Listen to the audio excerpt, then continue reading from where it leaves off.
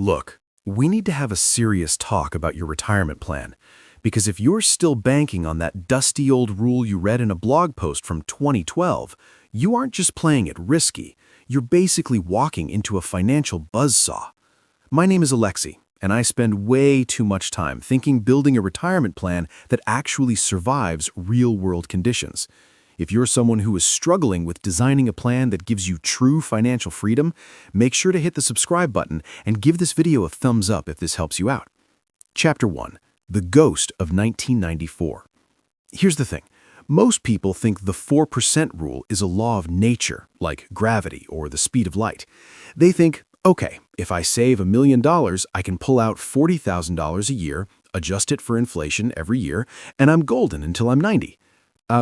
No, not in 2026.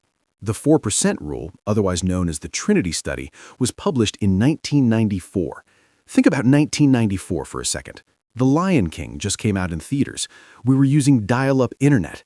The world was fundamentally different.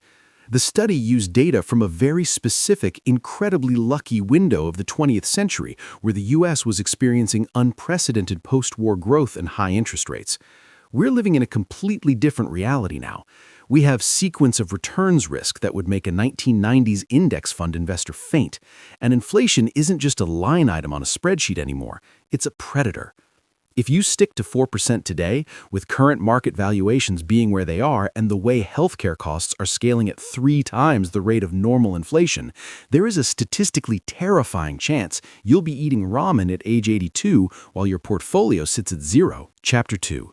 The "that's literally me" moment. I want you to imagine something. This is the moment where the math meets the pavement. You've worked 30 years. You've skipped the luxury vacations. You've driven the used Honda for a decade. You've maxed out the 401k even when it hurt. You finally hit that magic number on your screen. You feel that rush of adrenaline. You retire. You have the party. You buy the retired hat. You finally wake up on a Monday morning without an alarm. And then, year 2 of your retirement, the market drops 15%. Not a crash, just a correction. Suddenly, that $40,000 you're pulling out to pay for your property taxes and your groceries isn't 4% of your portfolio anymore. It's 5.5%. You're bleeding out, and the math starts to cannibalize itself.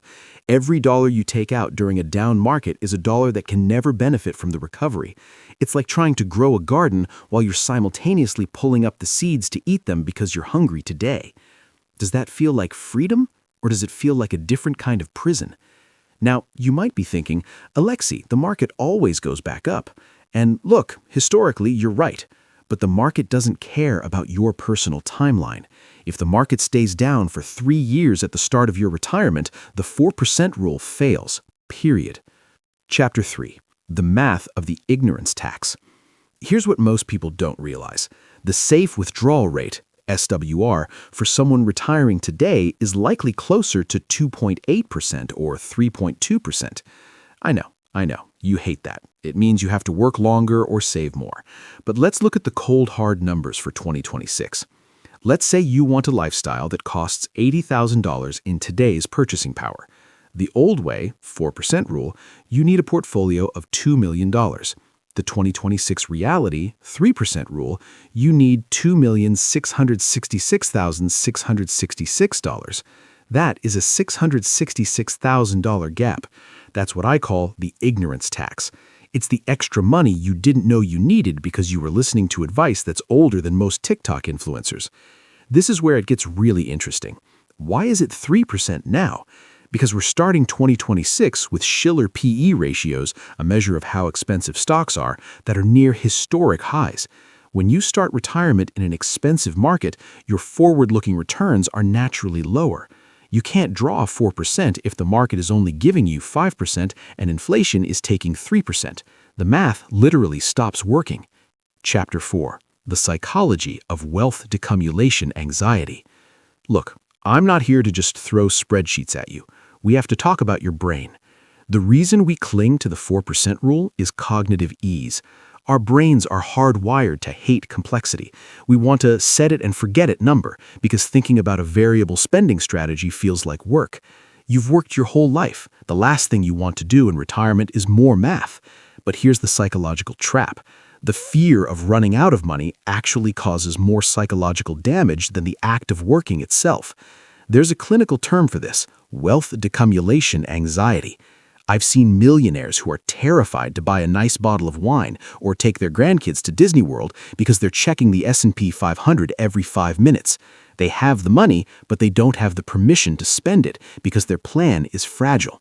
If your plan is built on the 4% rule and the market dips, you stop living. You start surviving. You've traded 30 years of your life for a freedom that requires you to check a ticker tape before you decide if you can afford dessert. That isn't retirement. That's just a job where the boss is a line graph. Chapter 5. The 2026 Framework. The Guardrails. So, how do we fix this? How do we retire in 2026 without the constant fear? We move away from fixed withdrawal and move towards dynamic guardrails. Imagine you're driving a car across a narrow bridge over a massive canyon during a thunderstorm. The 4% rule is like taping the steering wheel in the center position and hoping the wind doesn't blow you off. Guardrails mean you actually drive the car. You adjust based on the conditions. This is the Guyton-Klinger method, and it's the only way to survive the 2020s. The floor. This is your survival number. It covers your mortgage/rent, basic groceries, and health insurance. This money should never be in the stock market. It should be in boring assets like TIPS, Treasury inflation-protected securities, or a ladder of high-yield CDs. The ceiling. This is your abundance number. When the market has a great year, up 10% or more, you give yourself a raise. This is the money for the cruises, the new kitchen, the donations. The pivot. This is the hard truth most people ignore.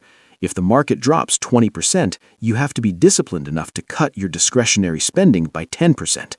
By using guardrails, you can actually start with a higher withdrawal rate, sometimes even 5%, because you've built in the mechanism to cut back when things get ugly. Chapter 6. The actionable steps for 2026. If you're watching this and you're planning to retire in the next 12 to 24 months, here is your immediate checklist. Don't wait for the perfect time. The perfect time was yesterday. The second best time is right now. Step 1. The 2-year cash bucket. You need 24 months of living expenses in a liquid, high-yield account. This is not for growth. This is your sleep-at-night fund. When the market crashes, and it will multiple times in your retirement, you aren't forced to sell your stocks at a 30% discount just to buy bread. You live off the cash and let the stocks recover. Step 2. Recalculate at 3%. For your base plan, use 3%. If the numbers make you sweat, you're not ready yet. I know it's frustrating, but it's better to work 1 or 2 more years now while you're still in the game than to be forced to find a job as a greeter at age 78 because your 4% plan imploded. Step 3. Kill the fixed costs. In 2026, flexibility is your greatest asset. If your fixed costs, debt, taxes, insurance, are 90% of your budget, you have no room to pivot. You're a brittle retiree. Aim to get your fixed costs down to 50% of your draw. The other 50% should be things you can cut if the economy goes sideways. Chapter 7. The Motivation. Look, I get it, I sound like a downer. You've been told 4% is safe for 30 years, and here I am in a hoodie telling you it's a lie. But being a grown-up about your finances means facing the reality of the numbers, not the fantasy of a decade that's long gone. I want you to retire once. I don't want you to unretire. The people who thrive in 2026 aren't the ones with the biggest portfolios. They're the ones with the most resilient portfolios. They're the ones who understand that the math of money is only half the battle. The other half is the psychology of staying calm when everyone else is panicking. You've worked too hard. You've sacrificed too much. Don't build your dream house on a foundation of sand. Build it on reality. Would you like me to walk you through a specific spreadsheet template where you can plug in your own numbers and see exactly where your guardrails should be? Comment spreadsheet below, and if we get enough interest, I'll do a full deep dive tutorial on the math. Stay smart, stay resilient, and I'll see you in the next one.